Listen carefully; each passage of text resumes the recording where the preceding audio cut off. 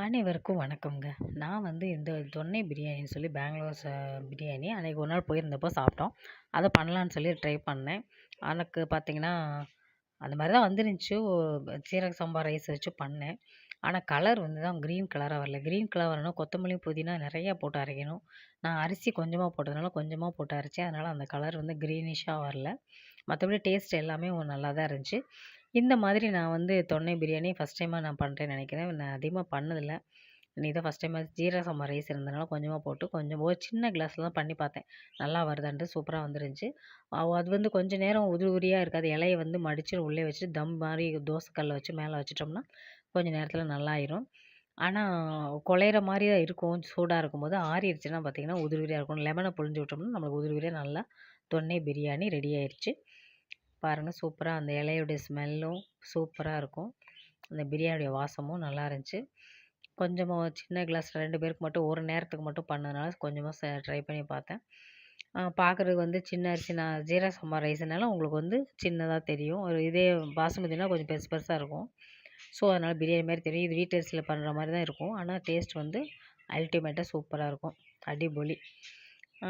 அதுக்கு வந்து நான் வந்து ஒரு எக்கு வந்து பாயில் பண்ணி வச்சுருந்தேன். அப்புறம் வந்து நிறையா பெருசாலாம் நிறையா பண்ணலை. சிம்பிளாக தான் பண்ணது. ஞாயிற்றுக்கிழமைனா மீன் எடுப்போமா, கறி எடுப்போமா, சிக்கன் எடுப்போமா அப்படி யோசிச்சுட்டு கடைசியில் மட்டன் எடுத்துகிட்டு வந்து மட்டன் பிரியாணி பண்ணியாச்சு. அது ஒயிட் ரைஸ் கொஞ்சம், ரசம், மட்டன் குழம்பு வச்சாச்சு. சில சமயம் வந்து நம்ம வந்து பிளான் பண்ணி இது பண்ணுவோம், அது பண்ணுவோம்னு நினச்சி யாராவது கெஸ்ட்டு வராங்க அப்படின்னு சொல்லி பிளான் பண்ணிவிட்டு நல்லா பண்ணணும்னு நினச்சி பண்ணுவோம். நான் சொதப்பிடும், நல்லா வராது.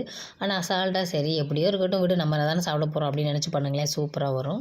நிறையா பச்சை மிளகா, கொத்தமல்லி, புதினா நிறையா அரைச்சி ஊற்றணும், ரொம்ப ஸ்மெல் வந்துடுமே அப்படின்னு நினச்சி நான் போடலை. ஆனால் கலர் வந்து அந்த க்ரீனாக இருந்திருந்தால் இன்னும் நல்லா இருந்திருக்குமோ அப்படின்னு தோணுச்சு.